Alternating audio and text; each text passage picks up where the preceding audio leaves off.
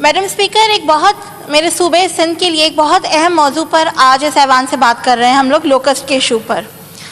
Madam speaker, locust کے حوالے سے میں بات کا آغاز کرنا چاہوں گی کہ لوکسٹ کیا ہے اور ہمارے خطے میں اس کے اس وقت موجودہ وقت میں کیا حالات، کیا اثرات نظر آتے ہیں. میڈم، لوکسٹ جو ہے وہ جب سے دنیا آباد ہوئی ہے تب سے ایگزسٹ کرتا ہے. ایون کہ بیفور کرائسٹ جو ڈاکومنٹیشن جو بکس ہیں اس میں بھی لوکسٹ کا ذکر ہے اور متعدد ہولی بکس میں بھی لوکسٹ کے بارے میں بتایا گیا ہے. اس وقت پاکستان ان چند ممالک میں آتا ہے جہاں پر حالیہ لوکسٹ اٹیک کے ایفیکٹس نظر آتے ہیں. 2019 میں جو لوکسٹ کا سوان ڈیولپ ہوا اس کی ڈائریکشن، اس کی ڈیولپمنٹ تھی from horn of Africa towards Yemen, towards Iran, affecting Pakistan and ending towards India. 2019 اور 2020 کے لوکسٹ کے اٹیک ٹورڈز پاکستان کو انڈیویجولی دیکھنا بہت ضروری ہے کیونکہ یہ دو الگ الگ اٹیکس ہیں. 2019 کی الگ ایک ٹریجیکٹری ہے اور 2020 کا جو لوکسٹ ڈیولپ ہوا ہے اس کی ایک الگ ٹریجیکٹری ہے. جیسے کہ سی ایم صاحب نے بھی کہا کہ 2019 کا جو اٹیک تھا وہ اس سے پچھلے سال جو صومالیہ اور یمن کی طرف سے ہم نے بریڈنگ دیکھی تھی اس کا ریفلیکشن تھا، جو قدرے 2020 کے ایکسپیکٹڈ اٹیک سے کمزور بھی تھا. 2019 میں جو اٹیک آیا پاکستان پر اس کو جس طرح سے فیڈرل گورنمنٹ، پروونشل گورنمنٹ، ہمارے آرمی کے ادارے اور پلانٹ پروٹیکشن اتھارٹیز اور باقی تمام اسٹیک ہولڈرز نے جس طرح اس کو ٹارگٹ کیا، جس طرح اس کو کنسیو کیا، ڈپلوائے کیا اس کی سپورٹ کے لیے، اس کا رزلٹ یہ ہے کہ ہمارے فوڈ سیکیورٹی مکمل طور پر جامع رہی. پاکستان کو پچھلے سال اور اس سال میں ابھی تک ہم نے کوئی بھی فوڈ سیکیورٹی کا تھریٹ نہیں دیکھا. میں یہاں پہ یہ بھی بتانا ضروری سمجھتی ہوں کہ اگر صرف صوبہ سندھ کی بات کی جائے تو جو بمپر کراپ ربی کا، ویٹ کا ایکسپیکٹڈ تھا وہ بمپر کراپ ڈیلیور ہوا.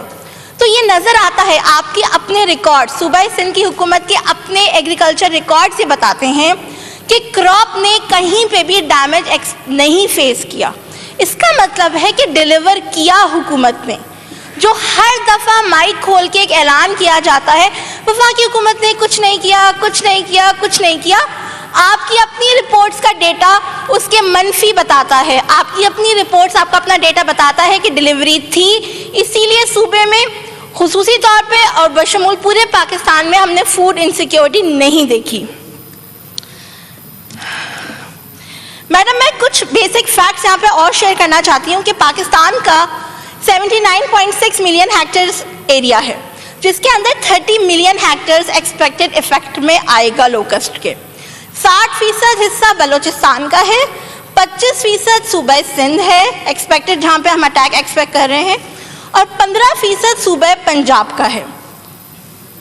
یہ 2020 کا جو لوکسٹ کا اٹیک ہے یہ بھی ہارن آف افریقہ سے ڈرائیو ہوا ہے اور یہ افیکٹ کرے گا اس وقت 29 ممالک کو. اور اگر صحیح وقت پر دنیا کے ان تمام ممالک نے جو سب سے زیادہ ہٹ لسٹ پر ہیں مشترکہ کارروائی نہیں کی، ذمہ داری کا ثبوت نہیں دیا، تو دنیا کے 60 ممالک افیکٹ ہو سکتے ہیں.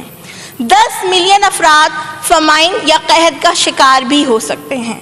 تو ایک بہت سیریس مسئلہ ہے اس خطے کا جس کو سیاسی نظر، سیاسی جامہ پہنا کر صرف سیاست کے لیے استعمال کرنا ملک کے ساتھ اور ریجن کے ساتھ ایک بہت ڈس ایڈوانٹیج ہوگا. میڈم، جب ہم بات کرتے ہیں لوکسٹ کی تو سب سے پہلے سوال اٹھتا ہے کہ یہ ذمہ داری کس کی ہے.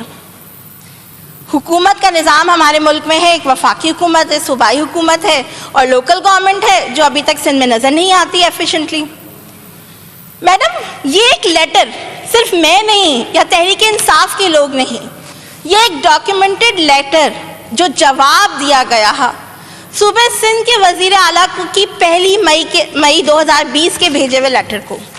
اس میں کلیئرلی آئین پاکستان اور متعدد اداروں کی رولز کو ریفر کرتے ہوئے بتایا گیا کہ federal government is working beyond its mandate as after 18th amendment. وہ 18ویں ترمیم जो मेरे मुल्क में 2010 में राइज हुई, जिसके सबसे बड़े दाई इस हॉल में मौजूद रहते हैं। उस 18वीं तरमीम के बाद वफाकी हुकूमत की जिम्मेदारी रह जाती है डेजर्ट बेस्ड लोकस को कंट्रोल करने की, सहराई इलाके की लोकस को कंट्रोल करने की, और सूबे की जिम्मेदारी होती है क्रॉप एरिया के लोकस को एनरिच किया होता। आप, मेरा सवाल है मौजूदा एग्रीकल्चर मिनिस्टर से कि बताएं पिछले 12 साल में इस डिपार्टमेंट की, एग्रीकल्चर डिपार्टमेंट और लोकस को टैकल करने के लिए इन्होंने कितनी टेक्निकल टीम्स बनाई, कितने लोगों को ट्रेन किया, कितना टेक्नोलॉजी ट्रांसफर हुआ, कितने इक्विपमेंट्स खरीदे गए। लेकिन ये डेटा पब्लिकली तो कहीं अवेलेबल नहीं है। आप वाइंड अप करने की कोशिश करें। मैडम, आगे जाते हुए मैं सिर्फ 2 चीजों को और हाईलाइट करूंगी टाइम की कमी की वजह से। मैडम, गवर्नमेंट ऑफ पाकिस्तान ने एनएलसीसी के बाद जब तमाम सूबे जो इफेक्टेड थे सबसे ज्यादा, जैसे कि सिंध, बलूचिस्तान और पंजाब, उनको जॉइंट फोरम पे रखते हुए कहा कि ये मसला एक एमरजेंसी है। 29 ममालिक में से पाकिस्तानी हुकूमत वो सबसे पहली हुकूमत थी जिसने एमरजेंसी डिक्लेयर की। इस इशू को, लोकस को as an emergency subject declare किया। क्यों किया? ताकि आप मुल्क की मशीनरी को, मुल्क के रिसोर्सेज को, बजट्स को एलोकेट करें, वहाँ पे डाइवर्ट कर सकें। मैडम, एनएलसीसी के तहत national action programme for locus control का इजरा किया गया। इस प्रोग्राम के अंदर इस साल यानी 2020 के लिए जो एस्टिमेटेड कॉस्ट रखी गई वो थी 26 बिलियन रुपीस की, यानी 26 अरब रुपए कहा गया कि पाकिस्तान के अंदर इस लोकस को फेस करने के लिए हमारी जरूरत है। वफाक ने अपना शेयर 14 अरब रुपए का रखा। 1 मिनट, 14 अरब रुपए वफाक देगी। 1 मिनट। सूबा सिंध का शेयर बनता था 3.2 अरब रुपए। मैडम, सूबा सिंध ने रिफ्यूज कर दिया अपना शेयर देने के लिए। सूबा सिंध की हुकूमत ने कहा हम नहीं देंगे कोई पैसे, हम पैसे मुख्तस नहीं करेंगे अपने फार्मर के लिए। ये है वो सच जो नहीं बयान किया जाता इन तमाम माइक से। सिर्फ 440 मिलियन रुपीस एलोकेट किए गए, जिसमें से कोई रिलीजेस अभी तक नहीं हुई, और सिर्फ आवाज एक लगाई जाती है कि वफाक हमें ये नहीं दे रहा, वफाक हमें वो नहीं दे रहा। जब आपको सब कुछ वफाक से चाहिए तो फिर बोले, आए टेबल पे 18वीं तरमीम को रिव्यू कर ले। आपको मास्क वफाक से चाहिए, आपको स्प्रे चाहिए, आपको खाना चाहिए, आपको राशन चाहिए, हर चीज वफाक से चाहिए। तो सूबे का बजट क्या सिर्फ अपनी गाड़ियां खरीदने के लिए लगाया गया है? बहुत शुक्रिया। मैडम स्पीकर, सिर्फ आखिर में एक लाइन बोलूंगी, इजाजत दीजिएगा कि वजीर आला साहब के लिए एक छोटी सी लाइन है जो कारकर्दगी है ना सूबे की और उनकी काबीना की। उसके बाद उर्दू के एक शायर ने क्या खूब कहा, हर शाख पे कुल्लू बैठा है, हर शाख पे कुल्लू बैठा है, जाने अंजामे गुलिस्तान क्या होगा। शुक्रिया जी। राना हमीर साहब।